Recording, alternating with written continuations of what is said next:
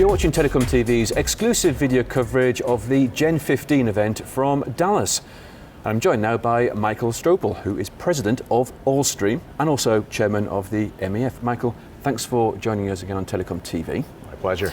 Can I ask, first of all, when we look at Carrier Ethernet 2.0 certified services, how can we build on those and use those as a foundation upon which we introduce these new dynamic connectivity services?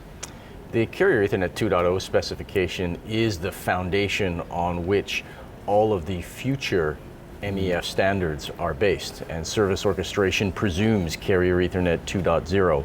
So as we go forward, the adoption of Carrier Ethernet 2.0 is an assumption or a presumption before we move to the next phase of networking buried inside of what we're calling the third network. So we have Carrier Ethernet 2.0 as a foundation, and how do we go about combining LSO, SDN, NFE? How do we combine all those together?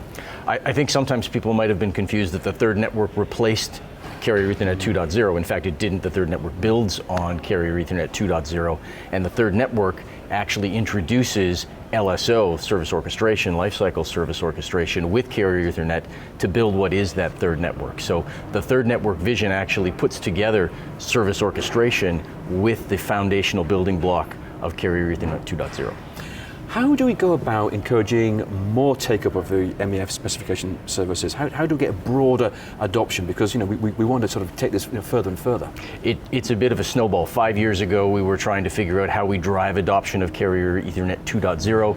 Now, you don't need to drive adoption of Carrier Ethernet 2.0. It's turned from a pull to a push. In the same way, now thinking about lifecycle service orchestration, we're in the push phase on service orchestration. Given enough time, that push phase will turn to a pull phase. And that's really the life cycle, if you like, of service orchestration and what will be the third network.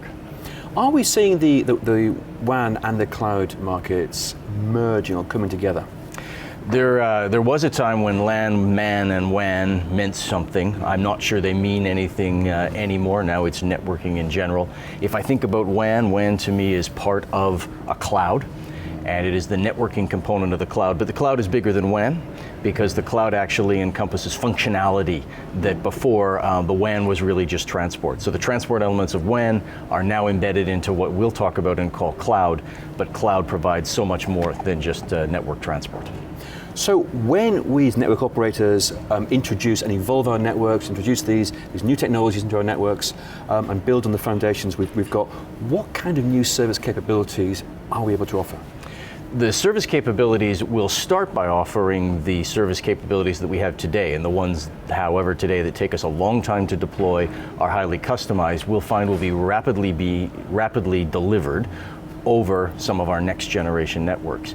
Then that will open the possibilities to the innovators and the Imagineers, if I can put it that way, and to look at the needs of an enterprise. And where before the needs of an enterprise drove a 3-year R&D cycle that that had a huge cost to it, now will become a rapid development cycle that then may be available and applicable to other enterprises. So they'll be driven by a need inside the enterprise and facilitated by a platform that is agile and can meet those needs.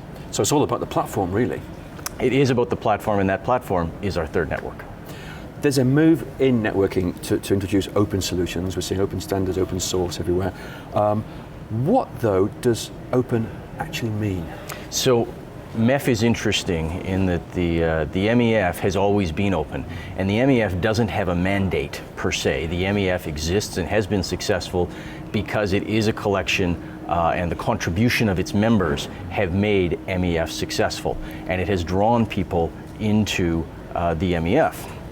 And so in fact, what will drive this adoption is that continued relevance of MEF, and we'll see that over time, this will be the venue and the forum on which that innovation will be built. Great, Michael, thank you very much indeed.